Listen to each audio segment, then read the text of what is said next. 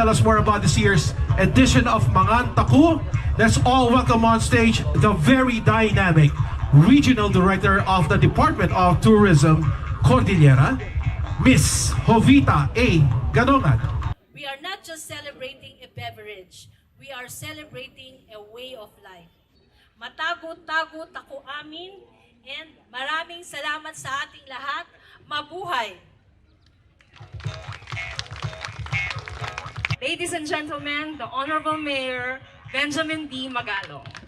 Mangan Taku, we honor their contributions and pledge our continued support to their endeavors. At the same time, Mangan Taku 2023 is an opportunity for us to promote sustainable food practices and support our local food industry. A culinary event is an opportunity to recognize and celebrate the dedication and hard work of our local communities, our farmers, and all the others who are involved in the food preparation. Maraming salamat po sa inyo lahat.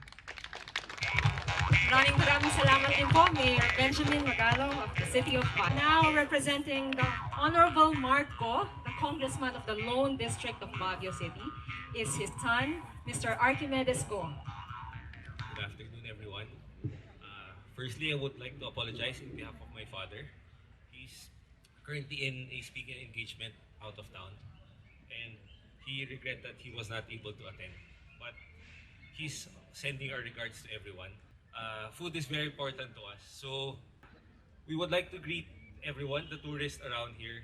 I hope you experience Baguio, experience Cordillera, and I hope you complete your Cordillera experience with the many delicacies around here. And I hope through food we appreciate and enjoy and discover Cordillera even more. Thank you very much and have a great afternoon.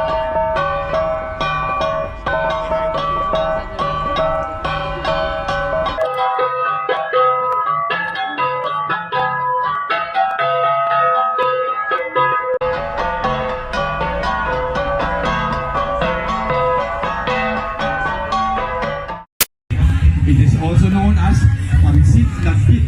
The dish features thick noodle egg is cooked in a flavorful pork. This would like to do more acknowledgements. We'd like to start with Director Edita. So this is the betel leaf.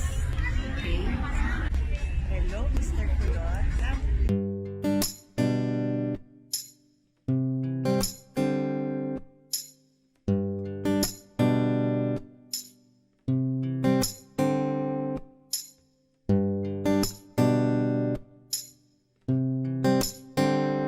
Siyempre may finished product ako, di ba? Hindi natin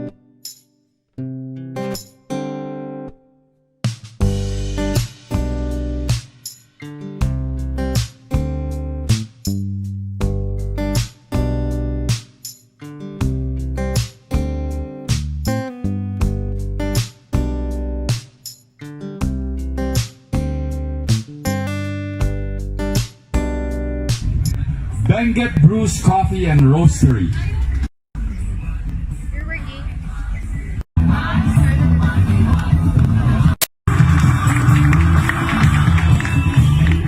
Umakot ng awards ang singer or saint. Ruben Fataraw with his Pinutling Burger. Harry Osboken with his Bauco grilled pork in tapoy sauce. Miss Linda Trasvalles for the tapoy with grilled pinauig. And Muriel Morales and Miss Jovelyn Sianen for Kindot Tan Tapoy. Congratulations.